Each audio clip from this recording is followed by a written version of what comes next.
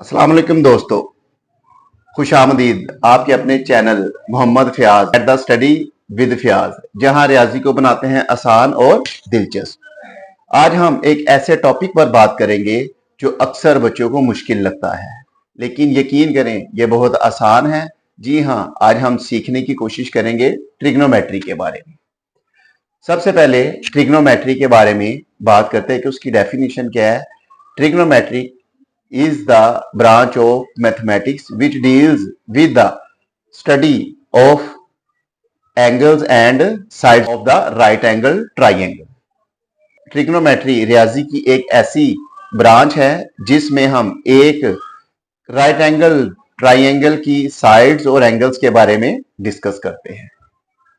उसके बाद बारी आती है कि ट्रिग्नोमेट्री को ट्रिग्नोमेट्री कहा क्यों जाता है। ये तीन अल्फाज से मिलकर बनी है कि tri, gono and metry. Tri means three, gono means sides and metry means measurement, means the measurement of three side. Now we will discuss the parts of the trigonometry. There are three parts of the trigonometry. Trigonometry के तीन parts हैं, जिसमें एक hypotenuse, एक opposite side और एक adjacent side होती है।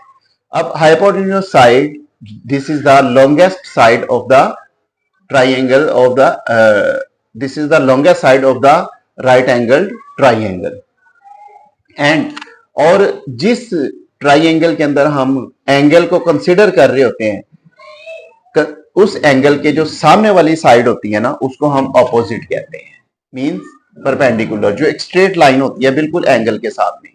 और इसी तरह जो एंगल के बिल्कुल साथ लाइन टच कर रही होती है, उसको हम एडजेसेंट साइड कहते हैं।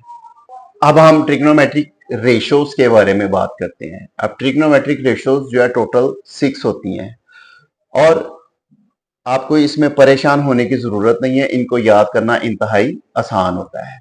सबसे पहले तीन ट्रिग्नोमेट्रिक रेशोज जो डिस्कस की जाती हैं, sine theta, cos theta and tan theta. अब थीटा यहाँ पर वो एंगल है जो ट्राइंगल के अंदर हम कंसिडर कर रहे होते हैं, जिसके अपोजिट और एडजेसेंट साइड्स मेंशन की गई हैं।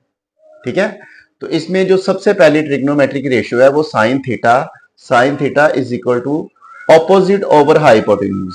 ऑपोजिट मींस के जो एंगल कंसिडर कर रहे हैं उसकी ऑपोजिट साइड जो होगी, ऑपोजिट ओवर हाइपोटेन्यूज। और हाइपोटेन्यूज आपको पता है वो लॉन्गेस्ट साइड है, कि sine theta is equal to opposite over hypotenuse. जो सेकंड रेशियो है cos theta is equal to adjacent over hypotenuse. अब एडजेसेंट जो है वो एंगल के बिल्कुल साथ वाली जो साइड होती है उसको कंसीडर किया जाता है, तो cos theta is equal to adjacent over hypotenuse.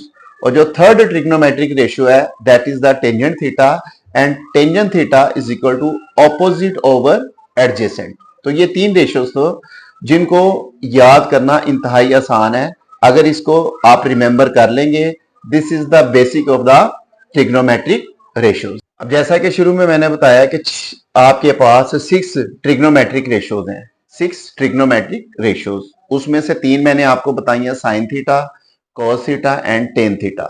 और जो तीन ट्रिग्नोमेट्रिक रेशियोज हैं वो इनका रेसिप्रोकल है। रेसिप्रोकल मींस अगर 2 है तो उसका रेसिप्रोकल 1/2, 3 है तो उसका रेसिप्रोकल 1/3 होगा।